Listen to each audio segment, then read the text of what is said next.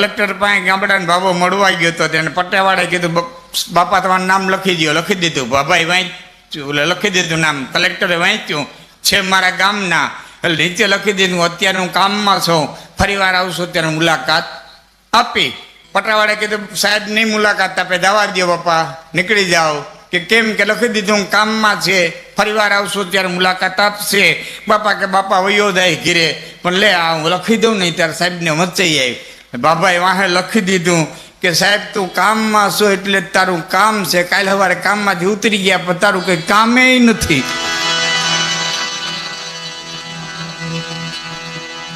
આ તો કામ માથે હોય ને કામ કરી લઈએ, આ પોતાની ફરજ પૂરી બજાવી લઈએ. હાહુ તરીકે ને હા એક વહુ હતા ને પાત્ર ભજવી જવું. ડોક્ટર ની પાસે એક ભિખારીને આવી. સાહેબ મજાની વાત છે. એટલે સાહેબે જોયું કે ગરીબ છે એટલે ડોક્ટરે પોતાનું પાત્ર ભજવ્યું કે જા તારા પૈસા જોતા નથી, ગરીબના પૈસા મારે શું લઈને કરવા. એને દવાઈ મફત દીધી, એનું જે કે તપાસ કરવી હતી એ મફત કરી, પૈસા ન લીધા. પગથિયા ઉતરી ગઈ ને પાછા પગથિયા ચડી. સાહેબ તમે મને મફત તપાસી દીધી, મફત દવા દીધી, મારા ફોટા પાડ્યા, રિપોર્ટનું તમે કાંઈ ન લીધું, તમારો ખૂબ ખૂબ આભાર. પણ એ સાહેબ તમારે ખાવાનું જ ન કીધું, મારે હું ખાવું હું ન ખાવું. ડૉક્ટર કહેતા માગ્યું જડે ખાવું, ન જડે ને પરેજી. તારે અહીંયા ક્યાં સફરજનના હુંડા ફેર્યા. અને બાજરાનો જડે તેથી ઘઉંની પરેજી ને ઘઉંનું જડે તેથી બાજરાની પરેજી.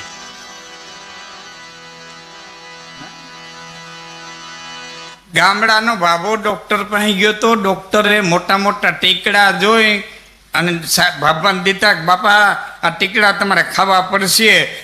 બાપા વિળેલા ટીકડા મારે ગળે ન ઉતરે. કે બાપા તમને કેળા ભાવે? કે હા. કેળા બટકામાં ટીકડી નાખીને બટકું ગળી દેવું. એ 3 દિન દવા પૂરી કરીને આવ્યા.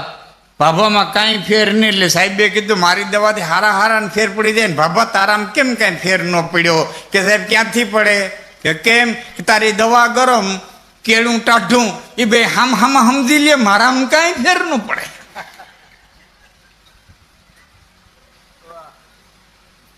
હા, ગજબની બુદ્ધિ વાપર્યો. હા, મૂળ મુદ્દો મારો એ હતો. થોડીક વાર તમને હશે ને એટલા માટે કરી કે ડૉક્ટર તરીકે પાત્ર મેળવ્યું તો ડૉક્ટર તરીકે અને ક્લાર્ક તરીકે મેળવ્યું હોય તો ક્લાર્ક તરીકે પણ તમારા પાત્રને પૂરો ન્યાય દઈ દેજો. એટલે કાળીઓ ઠાકર અખીડ બ્રહ્માંડનો માલિક તમારી માથે રાજી રહે, રાજી રહે. હા, આટલો ધર્મ અહીં બધાવી દેવાનો છે. ઓ સીધો સાદો ધર્મ. એટલે તુલસીદાસ જે થઈ ભગતાણી અને લાલા લાડ લડાવે, મુગટ મોરલી પણ બાબાને ખીચડી નો ખવડાવે. બધે ભક્તિ નકામી, હાવ નકામી. હા, હાથા ડોહ્યું બેઠ્યું હતું ને બાબો નીકળ્યો એટલે કીધું ડોહ્યું શું કરો? કે અમે દેખતા નથી લાલાને શણગાર સજીએ. હું શણગાર સજો? કે જો નો લાલાને પૂજા કરીએ, અમે વાઘા પહેરાવીએ, અમે પિતાંબર પહેરાવીએ, વાઘા પહેરાવીએ, ભારતા નથી. કઈ બાબો હળવેક થી બોલ્યો મારો સોયણો 3 દી થયા પલાયરો, હું આ કાસડી પહેરીને રખડું, આ લાલાને હણગાર, આ લાલાને હણગાર.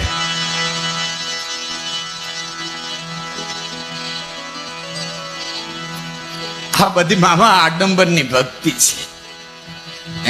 ભક્તિ તો સરળ હોવી જોઈએ, તમારા જીવનને ડગલે ડગલે કામ આવનારી ભક્તિ હોવી જોઈએ. હા, એટલે હું જાહેરમાં કહું ધર્મને ગૂંચવી નો નાખો. ધર્મ સીધો સાદો સરળ. અટાણે તો એવો ધર્મને ગૂંચવી નાખ્યો છે ને, સિગમ જેવો કરી નાખ્યો. નથી ગળે ઉતારી શકતા, નથી થૂકી શકતા. પેલા સિરા જેવો કરી નાખ્યો. મેં થોડીક વાર પેલા કીધું ને એવો સીધો સાદો મમા આપણો ધર્મ.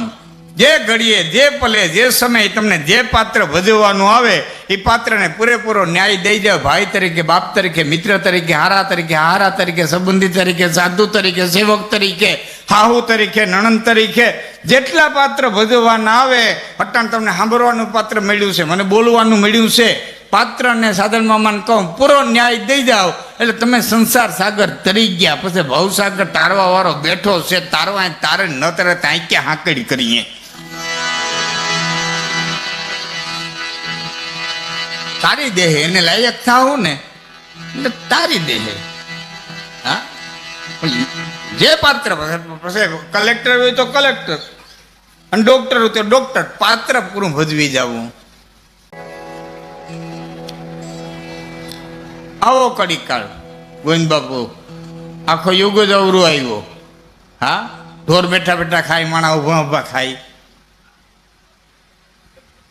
સાહેબ, ઢોર બેઠા બેઠા ખાય. હવે ગૌશાળામાં કોઈ ગાયું છોડતા નથી, બિસાડી બેઠી બેઠી ખાય. ઢોર બેઠા બેઠા ખાય, માણા ઉભા ઉભા ખાય. આ જેટલું વાહન બને એટલું માણા હાટું જ બને. મોટરસાયકલ થી માંડીને ફોર વ્હીલ સુધી જેટલા બને વાહન, બધા માણા હાટું જ બને. છતાં ઢોર વાહનમાં જાય, ઢોર વાહનમાં જાય. તમારા દીકરાના લગ્નમાં ઘોડી આવશે તો મેટાડોરમાં આવશે. અહીંથી કોઈ ભેં વેચશે ટુકડી સુધી તો તરત મેટાડોર બાંધશે. ઢોર વાહનમાં જાય, માણા હાલીને ઉપડ્યું, કોઈ દુવારિકા ને, કોઈ ચોટીલા ને, કોઈ વાન, કોઈ વાવના નીકળ્યું, હાયલું જાયલું જાયલું. ઠીક છે, ભક્તિને ખાતર હાલે છે, આપણે એને પ્રણામ કરીએ છીએ. પણ કોઈને ડોક્ટરે બીવરાવ્યા હતી, ડાયાબિટીસ વાળા, કોલેસ્ટ્રોલ વાળા, બીપી વાળા ને, ઈ 4 વાગ્યા સડા પહેરીને ઉપડ્યા, ધોડ્યા જાય ધોડ્યા.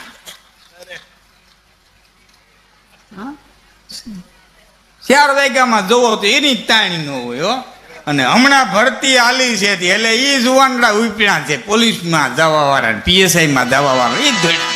એટલે આખી દુનિયા ધોડી જાય, ક્યાં જાય કઈ નક્કી નથી, પણ ધોડી જાય.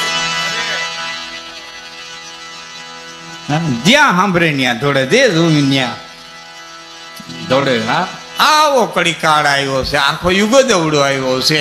હા, બહુ હોશિયારો. હાહુ પાસે કામ કરે છે. મારા સાસુ દેવી તો રોટલી થાય જ નહીં. હાહુ અરખમાં કરી નાખ્યો.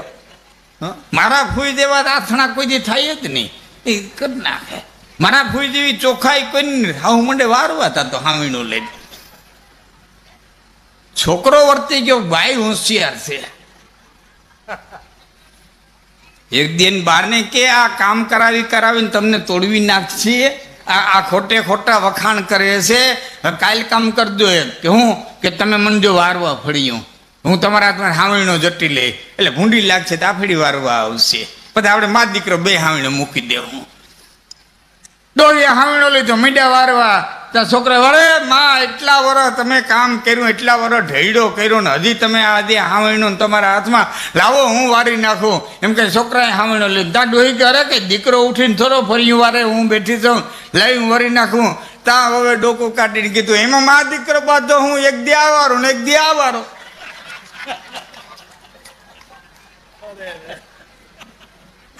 કસબ ને એમાં હું કે બાંધો.